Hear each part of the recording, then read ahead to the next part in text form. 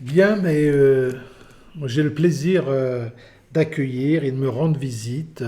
Il va se présenter après, bien sûr. C'est Kitty, Yvonique et leur petit. Alors, Kitty, elle est partie avec le petit, parce que le petit, c'est un futur bricoleur. Hein, il prend tout, donc on aurait tout entendu dans le micro. Bah, Yvonique, je te laisse te présenter ton épouse et qui tu es et pourquoi on se connaît.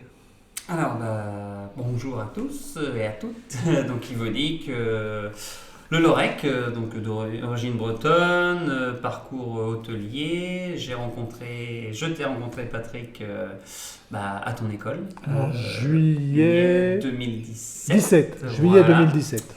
Donc, moi, je suis issu de la restauration. On avait un petit commerce sur la promenade du port au Pouliguen qui fonctionnait très bien. Puis après, on voulait une reconversion. Et donc on voulait mettre une crêperie, installer une crêperie au Canada. Au Canada. Voilà. Et en fait, le rêve, il s'est réalisé.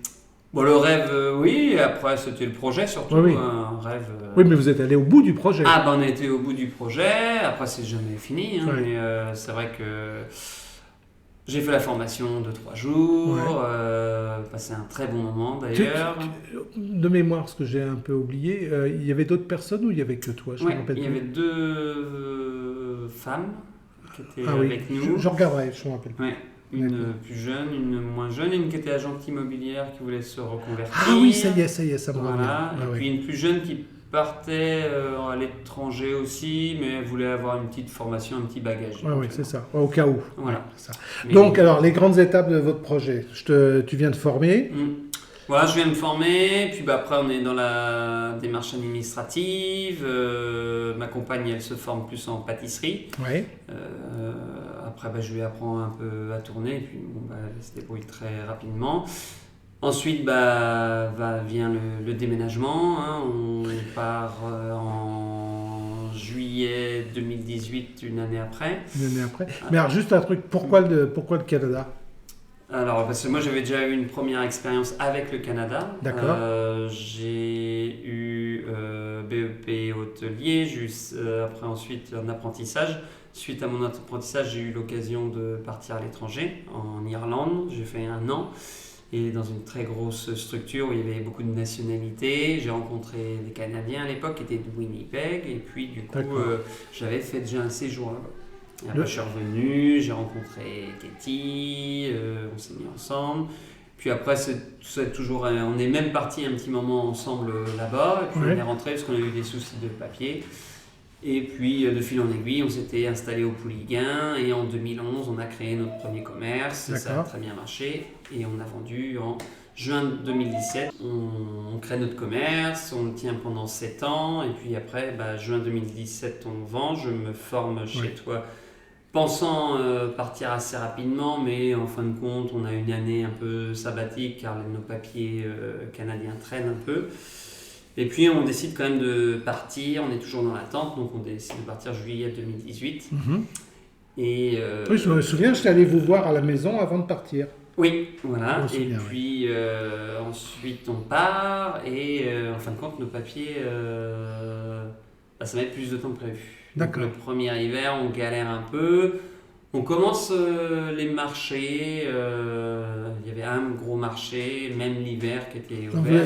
En fait, c'était un marché couvert ou Oui, marché couvert, même s'il fait quand même un peu froid. Ouais, mais vous aviez quoi? Un corner? C'était quoi? On avait juste, on montait notre petit stand et on repartait. On a commencé avec vraiment 2 biligues, 3 petites tables, on faisait un peu de caramel au beurre salé. Et puis on vendait les complètes, des choses comme ça. Et vraiment du classique, salé, sucré. Et puis on a tout de suite vu par contre que ça plaisait. Il y a eu tout de suite le côté attractif. Parce que déjà, les gens passent devant le stand, il y a l'odeur. Après, il y a le visuel. Et puis après, il y a la dégustation. Puis après, en parlant avec l'accent français. Oui, je crois que ça joue, ça. Le côté très authentique, en fait. Oui, tout à fait. Et à Winnipeg, c'est une grosse ville, c'est 850 000 habitants. Tu peux la situer, Winnipeg? Alors, ça se trouve où? Plein centre du Canada, on est vraiment au centre, si vous de l'est à l'ouest. Et du nord au sud, on est en plein milieu, sur la frontière des États-Unis, comme toutes les grosses villes canadiennes.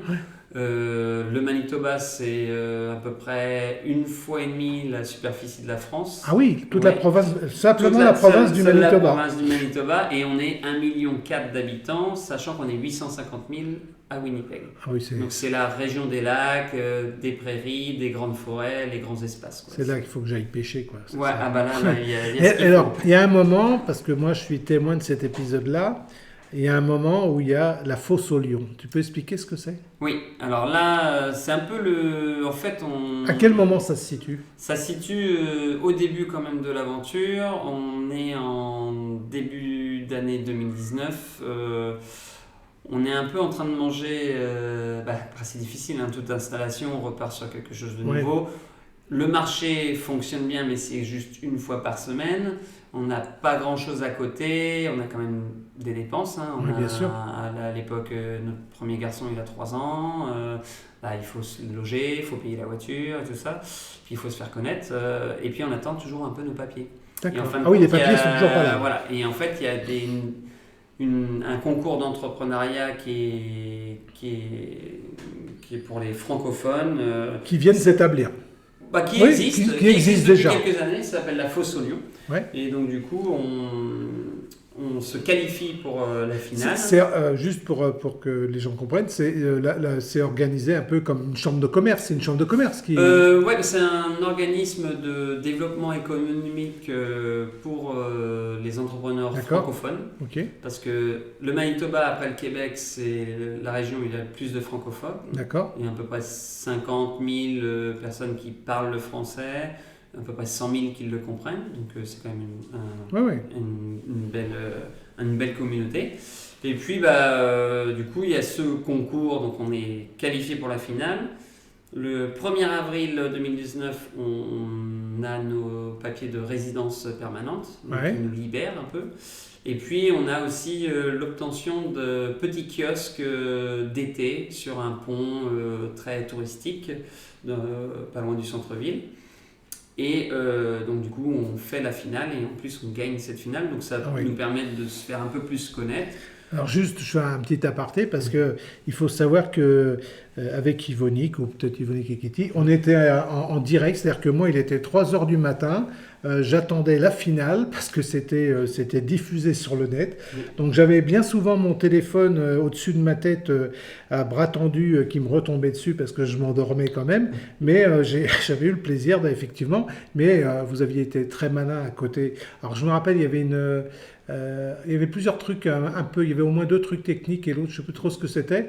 Et vous avez eu la présence d'esprit et trop malin d'avoir fait un peu le cliché très tradit et d'avoir fait déguster des crêpes sur la scène. Alors ça, c'était top. Et vous avez été déclaré effectivement vainqueur. Ouais, vainqueur, et puis c'était vraiment je pense le lancement. Ensuite, il y a eu le premier été sur le pont. Moi, je faisais beaucoup de petits marchés. On a employé une petite saisonnière, mais bon, c'était pas des grosses rentrées. Oui, hein. bien sûr. Par contre, il y avait des opportunités. Il y avait des gens qui nous demandaient pour des petits événements privés. Et puis, de fil en aiguille, on a eu une proposition de partager une chocolaterie, en fait. Ah oui, je me souviens. Voilà. Oui, oui. Donc on a eu un petit espace dans l'espace vente pour avoir quelques tables. On avait une petite dizaine de places. Et puis on avait un espace en cuisine, ce qui nous permettait de faire nos préparations. Et Katie, à ce moment-là, faisait travailler un petit peu pour la chocolatière et continuait à développer la D'accord. crêperie avec moi. En bonne intelligence. Voilà. Ouais. Mais après, avec la patronne de la chocolaterie, elle était un peu gourmande, elle voulait augmenter le loyer assez régulièrement. On n'avait pas un grand espace non plus. Et puis la pandémie étant arrivée, on ne pouvait plus exploiter. Donc nous, on a dit on ne peut plus continuer. Oui, oui. Donc on a tout déménagé. On attend un petit peu. Et on se dit, moi je dis à Katie, on retourne sur le pont pour voir une deuxième année comment ça se passe par rapport à la première. Complètement. Et puis, en fin de compte, en plus, on récupère un autre kiosque, un glacier, qu'on a en gérance, en fait. D'accord. Et en fin de compte, le pont s'avère une bonne option à cette époque-là, parce qu'on double le chiffre d'affaires, et puis on commence à avoir une meilleure clientèle. Mais à chaque fois que fin septembre arrive, on a toujours 100 locales. Oui, oui, voilà, c'est ça, ouais. Et donc on est en pleine pandémie, on a beau visiter des choses, des locaux, mais des fois il faut refaire un aménagement ou une structure existante mais qui n'est pas Forcément bien adapté. voilà. Et puis c'est cher. Et puis après on va voir les banques, mais on leur prouve quand même que l'entreprise progresse, qu'on commence à avoir un peu plus de trésorerie. On est quand même des entrepreneurs en France, on a réussi. Oui. Mais bon, les banques, la restauration, c'est difficile. Là-bas comme ici, quoi. Exactement. Alors que moi, je pensais le contraire. Mais bon, en fin de compte, je crois qu'il y a 2 ans qui passent comme ça, le pont, les marchés, ça se développe toujours. Et puis, on trouve un local, un petit peu proche du centre-ville. Toujours Winnipeg. Toujours Winnipeg, un espace de 100 mètres carrés, un magnifique immeuble d'architecte, 10 millions de dollars. Un propriétaire grec qui cherche quelque chose d'européen, un petit café ou un truc vraiment typé. Et puis on ne se pose pas la question, en fait on signe le bail. Quoi. On se dit tout le monde ça va nous suivre, ça va le cartonner. Ouais. Tu le sentais quoi. On se dit voilà, et puis tout se mettait bien, sauf que les banques, parce qu'on avait été à travailler sur un autre projet, les banques nous ont dit si vous avez une structure un peu plus petite, il n'y aura pas de problème, on vous suivrait. Ils avaient un peu peur quand même, quoi. Voilà. Mais ça, c'était un projet avant, ça devait être en 2020. Et là, donc on signe en 2021. Sauf que les banques, petit à petit, en fait, elles disent oui, mais non. On se dit, vous nous dites oui, puis maintenant, non. Pourtant, on a un business plan qui est costaud, solide. La crêperie, à cette époque-là, tous les ans, elle fait plus 20%. Donc, c'est quand même intéressant. Et on a un produit unique. Les seuls crêpiers bretons français à Winnipeg, quand même, il y a du potentiel. Et puis, en fin de compte, c'est Katie qui a 50% du business. D'accord. Et donc, elle va avoir un organisme qui s'appelle le Woman Enterprise Center. D'accord. Qui est pour les femmes entrepreneuses. Comme voilà. Et eux, ils donnent des fonds qui sont financés par une banque, mais qui est certifié par le gouvernement. En fait. D'accord. Donc si le projet ne réussit pas, la banque est sûre d'être payée par l'État. En fait. Voilà. D'accord. Oui, il y a un fonds de garantie. Voilà, exactement. Et donc finalement, on rencontre ces personnes-là. Il y a en plus une des personnes qui s'occupe des candidatures qui nous connaît déjà, qui connaît notre produit, qui a entièrement confiance en nous et qui va tout faire en fait pour avoir l'apport. Donc à l'époque, on prend 150 000 $ de prêt par eux et puis on a 50 000 $ par l'organisme où on a gagné la fausse union. Ah oui. Voilà. Donc on a une enveloppe de 200 000 $, plus on a nous 100 000 $, d'accord, un peu plus de 100 000 $. Mais on calcule les travaux parce que l'espace est complètement vide. Donc on a un budget d'à peu près de travaux 200 000 et puis après il faut l'agencer. Il faut mettre les tables, des beaux couverts. Toute la partie cuisine et tout ça. Exactement. Mais de fil en aiguille, j'avais quand même récupéré pas mal de matériel sur les KGG anglophones, quoi. Le Bon Coin. Le Bon Coin. Voilà. Comment tu appelles ça, KGG? KGG ou Marketplace. Ah oui, les Marketplace. Voilà. Ok, c'est marrant, c'est bien ça. Et donc, on s'était petit à petit, parce qu'on avait le kiosque, on avait les marchés, donc on commençait à avoir 4 billigs, 6 billigs, 12 billigs, maintenant on a une quinzaine. Quoi. Ah ouais, en fait l'entreprise aujourd'hui, elle est quoi? T'as une équipe, t'as tout ça? Oui, alors le restaurant, donc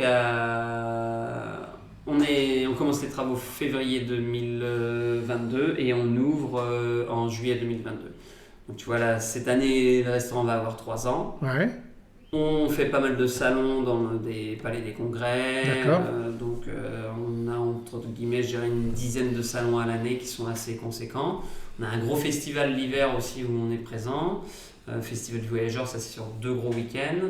Donc là ça fait des gros volumes. Hein. On a des journées où on va faire 800 crêpes dans la journée. Quoi. Ah, c'est quand même assez conséquent. Hein. Et donc maintenant, oui, en effet, là on est en vacances, mais le restaurant est ouvert. Oui. Il continue le marché. Donc on a une équipe de 4 plein temps, 4 mi-temps. Donc l'été, avec des fois, on peut être sur 3 ou 4 manifestations en même temps. Donc des fois on arrive à être une douzaine de personnes à travailler. Donc ça c'est Sur l'année, si tu lis, entre guillemets, sans rentrer dans les détails, si tu lisses le chiffre d'affaires sur l'année, est-ce que tu as un certain équilibre selon tous les mois ou il y a une saisonnalité plus que on autre est chose? vraiment, je dirais, quelque chose qui est assez linéaire. D'accord. Le mois de février, on a un gros festival, donc ça fait des grosses rentrées, donc on arrive quand même à faire un bon mois, même si les restaurants peuvent être un peu plus calmes. Oui, L'été, on a plus de marchés, mais les week-ends au restaurant vont être plus calmes parce que les gens sont beaucoup dans les festivals, leurs chalets au lac aussi. oui, c'est ça, ouais. Et puis après, il y a les mois des fêtes, décembre, où là on peut avoir des bookings pour des événements privés à la crêperie. Donc je dirais qu'entre guillemets, on est généralement, ça va varier un petit mois, ça va être du 35 000, et puis un gros mois, ça va être du 50-55 000. Oui, c'est ça. Mais alors donc maintenant, ça fait combien de temps que vous êtes installé dans le restaurant? Dans le dur, on va dire? Dans le dur, là, ça fera 3 ans, au mois de juillet. Et là, vous sentez tous les deux que c'est... Non, c'est jamais gagné, loin de là. Il y a des journées où c'est un peu moins occupé la semaine. On commence à avoir plus d'habitués, mais les Canadiens, c'est très typé nord-américain, c'est pas la même culture de la table aussi. Donc ils vont venir consommer, ça va être vite, ils vont repartir, ils boivent pas forcément beaucoup d'alcool, donc les tickets moyens peuvent être pas trop élevés. Et puis il y a aussi le côté qu'il y a beaucoup de concurrence. Après, on est une niche, nous, la crêperie, mais il y a énormément de restaurants et beaucoup d'ethnies. Donc, il y a énormément de choix en ville. Et donc, maintenant, si on parle un peu de la cuisine, est-ce que tu retrouves, tu as une carte un peu comme si tu l'avais ici en France, ou il y a des choses très spécifiques en cuisine que tu fais avec les galettes? Je dirais qu'on est moins une crêperie traditionnelle comme on peut le voir ici, parce que nous on a été à Quimper, là, on a été se promener en Bretagne, et puis on voit il y a des crêperies, c'est vraiment crêperie traditionnelle. Ça va être andouille, fromage, la complète, des choses voilà. Nous on va quand même être sur une cuisine un peu plus travaillée, avec de la galette, de la crêpe qui vont être quand même un peu plus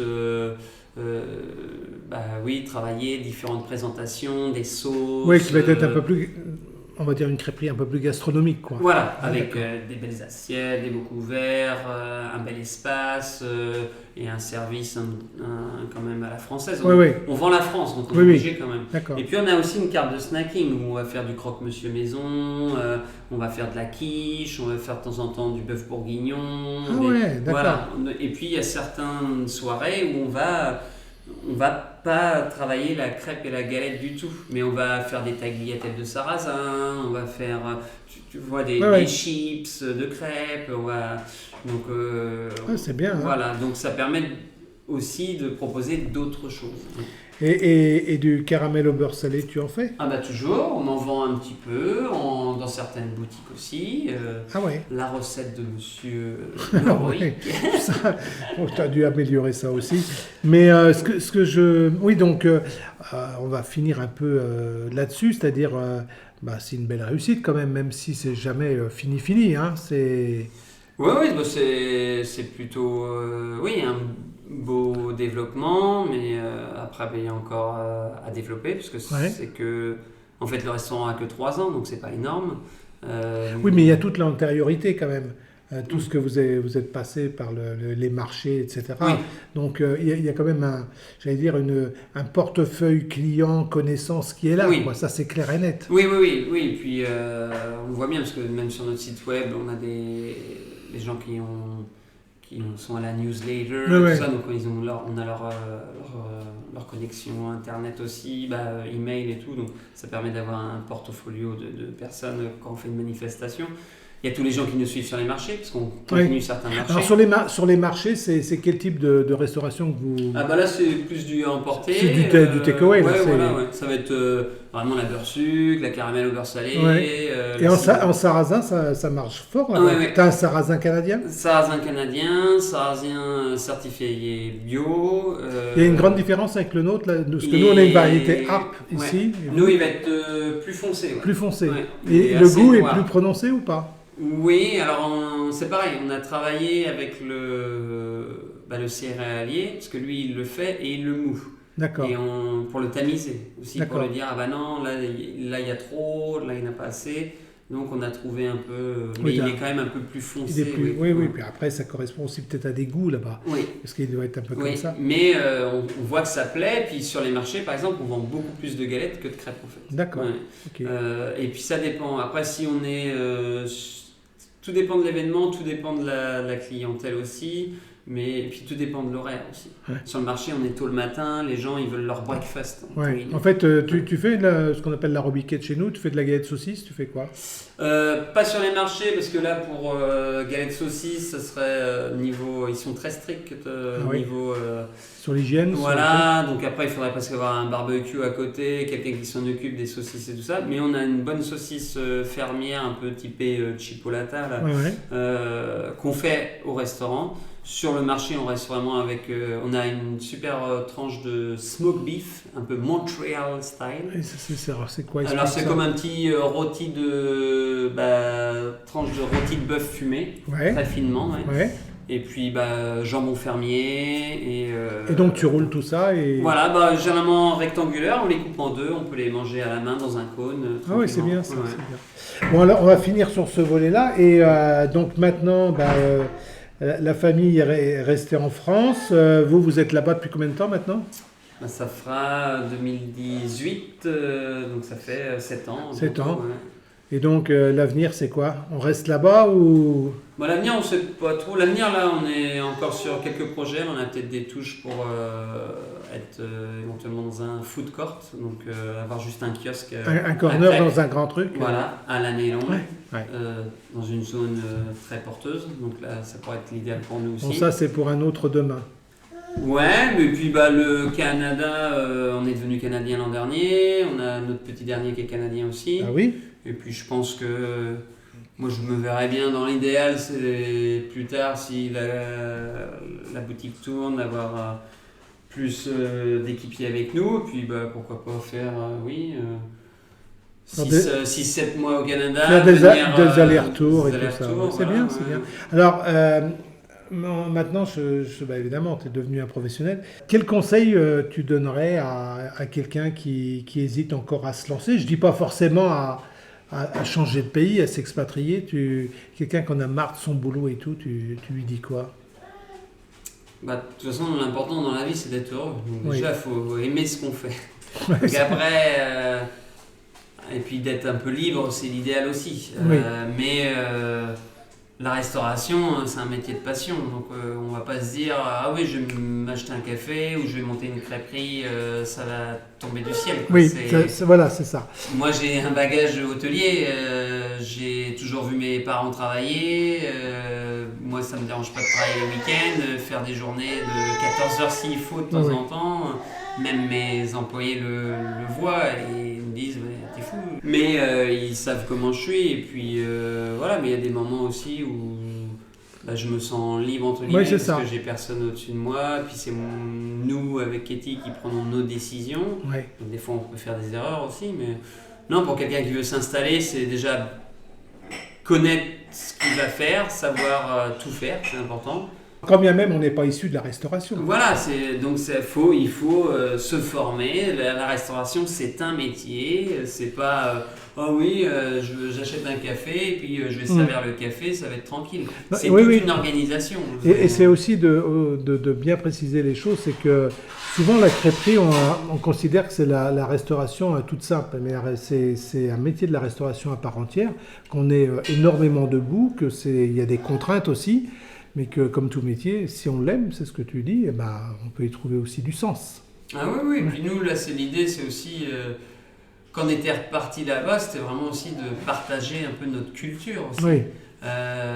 Moi, j'ai quand même du côté de mon père, c'est la Bretagne, c'est Hennebont, c'est Belle-Île-en-Mer, c'est le Morbihan, c'est quand même la culture bretonne, la culture de la crêpe à galette, je revois ma grand-mère faire les galettes et tout ça.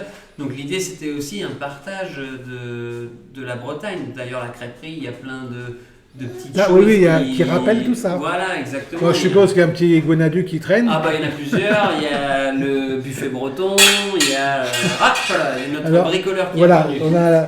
notre futur chef crépier qui est là, donc pour l'instant, il est content. Oui. Bon, mais on va s'arrêter là. Merci mille fois d'être venus tous les trois. On n'a pas entendu Katie, mais Katie, elle fait en sorte que le petit fasse pas trop de bruit. Donc elle sort, elle rentre et tout. Mais c'est bien et merci d'être venu me voir. Bah, merci Patrick, et puis que- bonne route. Bah oui, hein. Et puis, Il va bien falloir que les va pages falloir se venir tournent. nous voir au Canada. Après, voilà, j'ai des projets aussi, moi. Mais bon, comme j'ai un petit peu plus de bouteilles, ils seront un petit peu différents, mes projets. En tout cas, merci d'être venus tous les trois. Avec plaisir. Il y a longtemps que je voulais enregistrer ça. Allez, on s'arrête là. Kenavo. Kenavo Avesha. Mm.